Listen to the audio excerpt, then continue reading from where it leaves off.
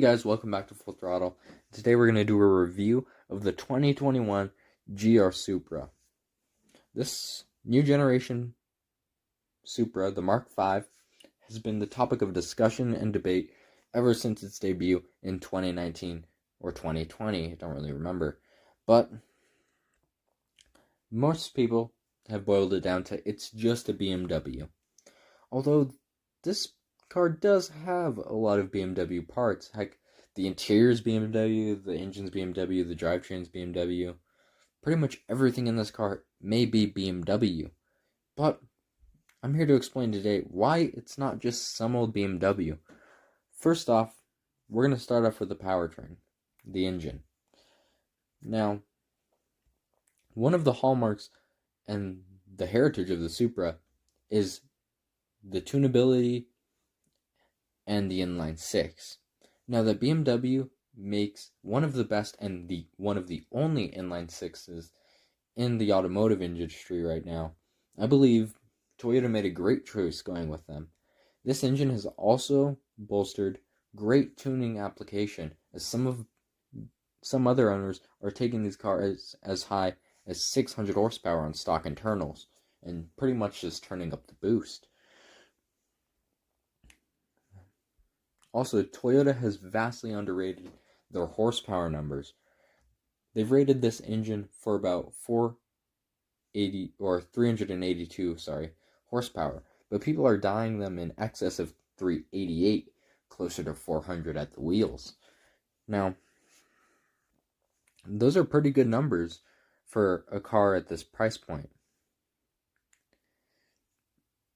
And other than the engine, the body, the lines. This car is one of the most beautiful cars I've seen in 5 years.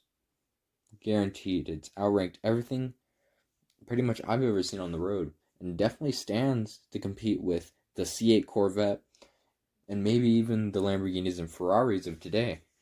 It sure gets the same amount of attention, it seems, but it's a really good car for the value, I believe.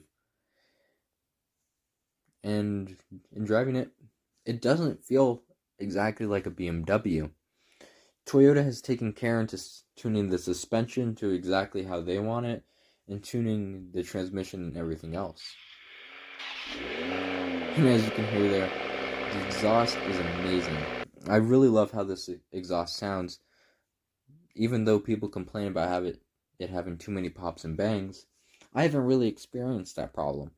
And I enjoy the way the exhaust sounds on the downshifts. You get a little pops and bangs, but just driving around normally, it's pretty quiet. Of course, it's also an active sports exhaust, so it's only really loud when you want it to be. As you can see there, that's just sports exhaust. Most of this time as we're taking footage, it's in quiet mode. You can't really hear it.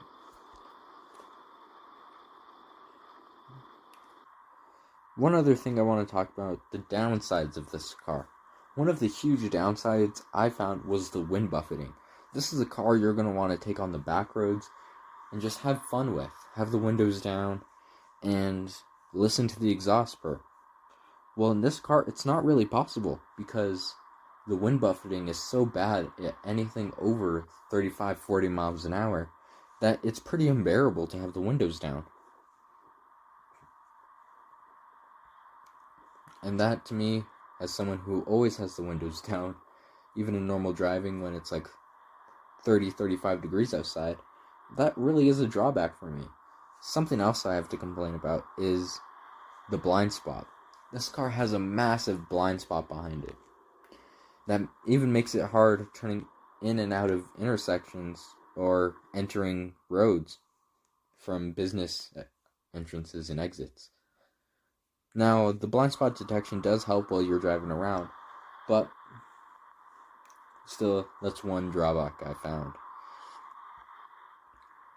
Of course, there's no denying this is a beautiful car, and it really is just one of those cars you could sit in the garage and look at all day and still have a pretty good time. Exactly, look at it there. But Another thing that I believe separates this from just the same old BMW that you see everyone and their grandma driving, well, it honestly looks and feels different. The look is different. You don't see any of these on the road, really. Of course, you're seeing more of them now, but it's new. It's something different. Not the same old BMW that you see on the road every day. It's something to get you excited about. And I believe Toyota did an amazing job of reviving the brand of the Supra. Although I'm sure I'll get some hate for that one. But I really do think that. I think, honestly, this is better looking than the Mark IV Supra, even though it is a close second. You can see, this thing just leaves the Mini Cooper in the dust that we used to film this. But overall, I believe it's a solid car for the money. The top of the line GR Supra with all the carbon options like this one sat around $60,000 off the factory lot or the showroom floor. But base prices start at $48,000 for the 4-cylinder. Although the GR is expected to hold its value better, the 4-cylinder is a solid option for someone wanting to get into a Supra for a lower price. Now, getting into the interior. The interior is entirely BMW. The seats are the same, the infotainment's the same, the steering wheel's the same except for the Toyota logo. And that's one drawback I don't like. Of course, Toyota cut costs somewhere, and I think they made the right choice. But still wish they would have taken some more time and developed their own. Overall, still though, I think this is a great car for the money, and we'll only have to see what the brand does with it next, whether it's manual or maybe something else. We'll just have to see. Thanks for watching, and we'll see you in the next one.